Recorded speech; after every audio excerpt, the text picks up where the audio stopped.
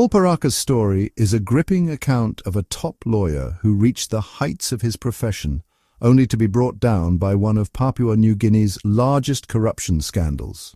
His conviction and the pivotal role played by whistleblower Neville DeVete, task force sweep Sam Coyam and headstrong police investigators in uncovering his crimes highlight the critical importance of integrity and accountability in public service. PNG Trends Burner Mini-Documentary delves into PNG's largest corruption scandal involving Paul Paraka and the state, focusing on the key players. This story unravels the twists and turns, shedding light on the complexities and challenges faced during the investigation and prosecution. From the high-ranking officials like James Marape, Don Polier and Peter O'Neill, to the pivotal roles of Jacob Yafai and Stephen Gibson, we bring you the intricate details leading to the sentencing of Paul Paraka. But is this truly the end of the story? Join us as we navigate through the dramatic events and legal battles, exploring the quest for justice and the enduring impact of this monumental case on Papua New Guinea's politics, business and public service history.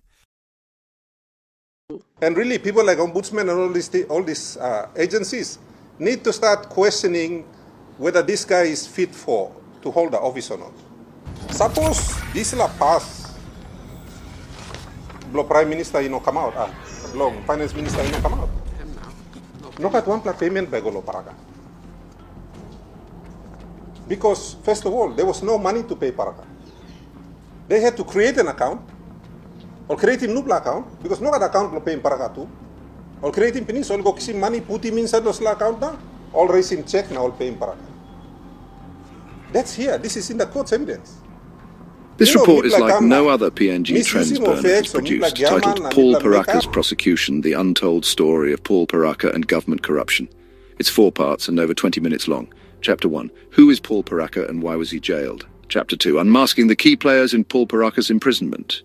Chapter 3, Paul Paraka's sentencing. Chapter 4, The political kingpins, Marape, Polier and O'Neill. Chapter 5, Jacob Yafai and department boss Stephen Gibson. This story will blow your mind.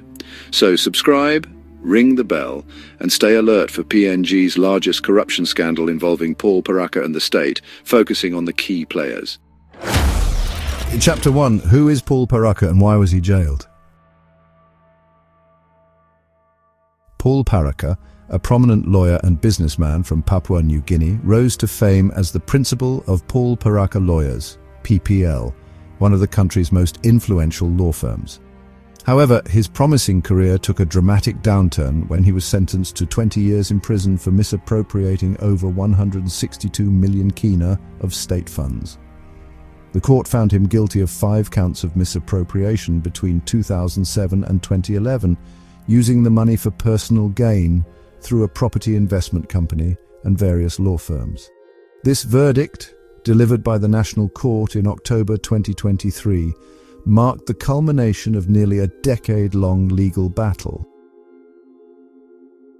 Background and education. Paul Paraka hails from Kumu village in Mulbaya district, Western Highlands province, Papua New Guinea. As the eldest of 5 children, he faced the early loss of both parents. Paraka's personal life is equally eventful. He has 3 wives and 14 children, all adults, who live with him in Port Moresby, along with a grandchild. Paraka is well educated, having completed high school in Mount Hagen and Port Moresby. He holds a Bachelor of Laws with honours from the University of Papua New Guinea and a Master of Laws from the University of California. He also commenced a PhD at Oxford University in 1992, but later withdrew from the programme. Before establishing his own law firm, Paraka worked as a tutor at the University of Papua New Guinea. In 1993, he founded Paul Paraka Lawyers, PPL, which grew to become one of Papua New Guinea's largest and most influential law firms, operating for more than 20 years until his arrest in 2013. Business and Misappropriation Scheme. Paul Paraka's business ventures were extensive, including his law firm and a property investment company known as PKP Nominees. He used these enterprises to misappropriate significant sums of state money. The scale and methodology of his crimes were unprecedented in Papua New Guinea's history.